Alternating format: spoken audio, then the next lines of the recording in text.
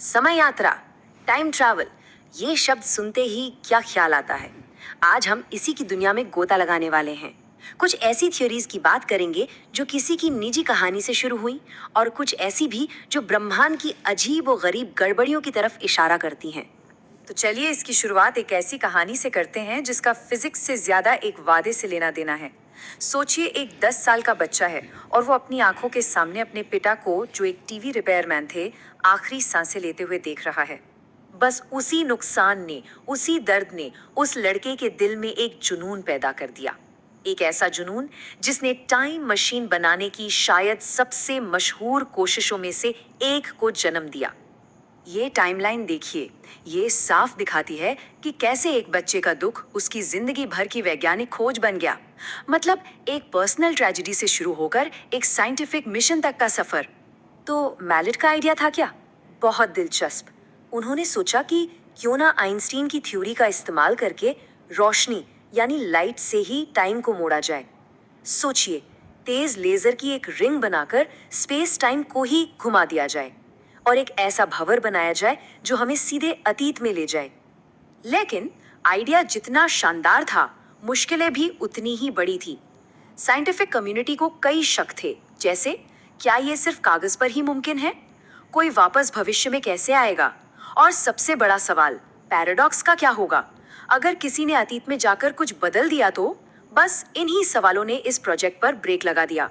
फिर कहानी में एक नया मोड़ आता है। साल था 2000। टाइम ट्रैवल पर बहस फिर से छिड़ गई, लेकिन इस बार किसी लैब से नहीं, बल्कि इंटरनेट पर एक गुमनाम रहस्यमयी शख्स की वजह से। एक यूजर जिसने अपना नाम जॉन टिटर बताया, इंटरनेट फोरम पर आया। उसका दावा था कि वो साल 2036 से आया एक अमेरिकी सैनिक है और वो यहाँ एक खास सरकारी मिशन पर है, 1975 में जाकर एक पुराना IBM कंप्यूटर हासिल करना। और सबसे कमाल की बात यह है कि इंटरनेट से गायब होने से ठीक पहले ट्विटर ने उसी पैराडॉक्स वाली समस्या का एक हल सुझाया, वही समस्या जिसने मेलेट जैसे वैज्ञानिकों का सिर घुमा रखा था। तो चलिए देखते हैं कि ये कैसे काम करता है। उसने इसे हाइजेनबर्ग इफेक्ट का नाम दिया।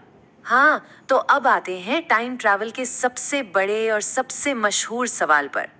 ये ग्रैंडफादर पैराडॉक्स, ये एक ऐसा लॉजिकल लूप, एक ऐसा चक्रव्यूह जो लगता है कि टाइम ट्रैवल को नामुमकिन बना देता है।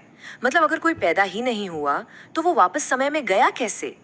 तो ट्विटर का जो सोल्यूशन था, जिसे उसने हाइजेनबर्ग इफेक्ट कहा, वो ये कहता है कि हमारा ब्रह्मांड, हमारा यूनिवर्स बहुत स्मार्ट है। उसके पास एक तरह का सेफ्टी नेट या कह लीजिए एक अनडू बटन है। मतलब अगर कोई टाइम ट्रैवलर कोई ऐसा बदलाव करता है जिससे पैराडॉक्स पैदा हो, तो यूनिवर्स उसे अपने आप ठीक कर देता है और सब कुछ पहले जैसा हो जाता है। अच्छा, पर क्या हो अगर टाइम ट्रैवल के लिए किसी मशीन की जरूरत ही ना पड़े? कुछ ऐसी अजीबो गरीब घटनाएं भी दर्ज हैं जो इसी तरफ इशारा करती हैं। ये दोनों बहुत ही अजीब बातें हैं और इनमें एक बड़ा फर्क है। पैरेलल यूनिवर्स ग्लिच, ये ऐसा है मानो आप अचानक किसी दूसरी दुनिया की एक झलक देख लें, जैसे किसी खिड़की से झांक रहे हों। और टाइम स्लिप, ये ऐसा है जैसे आप गलती से अतीत के किसी लम्हे में कुछ देर के लिए चले गए हों। जरा इस कहानी के बारे में सोचिए। एक परिवार के बच्चे अपने घर के पास की जानी पहचानी सड़क पर खेलने जाते हैं और अचानक वो पाते हैं कि वो कहीं और ही आ गए हैं। जब इस मामले को स्टडी किया गया तो वैज्ञानिकों ने थ्योरी दी कि हो सकता है बच्चों ने कुछ पलों के लिए एक पैरेलल अर्थ यानी समानांतर पृथ्वी की झलक देख ली हो। एक पल के लिए दो दुनियाएं आपस में टकरा गई हों। और फिर एक और बहुत मशहूर वाकया है जो 1901 में दुनिया की एक सबसे ऐतिहासिक जगह पर हुआ था। उन्हें लगा कि वो अनजाने में कुछ मिनटों के लिए वक्त में पीछे फिसल गई थी। पता है, कुछ लोग तो ये भी मानते हैं कि भूतों को देखने की कुछ घटनाएं असल में इसी तरह के टाइम स्लिप हो सकते हैं। तो इन सारी बातों को जब हम एक साथ देखते हैं तो ये समझ आता है कि टाइम ट्रैवल का मतलब सिर्फ एक मशीन बनाना नहीं है, ये उससे कहीं ज्यादा बड़ी और गहरी बात है। हमने अब तक 4 अलग अलग रास्ते देखे हैं।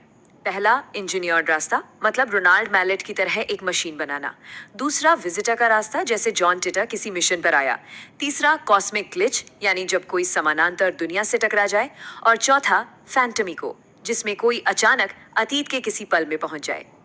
और ये सब हमें एक आखिरी बहुत ही दिलचस्प सवाल पर लाकर छोड़ देता है। अगर समय का तीर सिर्फ आगे की तरफ ही चलता है तो क्या जिसे हम अतीत में जाना कहते हैं वो असल में एक अलग तरह के भविष्य में जाना है? क्या हो अगर हमारा पास्ट और फ्यूचर का पूरा कॉन्सेप्ट ही गलत हो और टाइम में हर सफर असल में एक अलग रियलिटी की तरफ अगला कदम हो? इस पर सोचिएगा जरूर।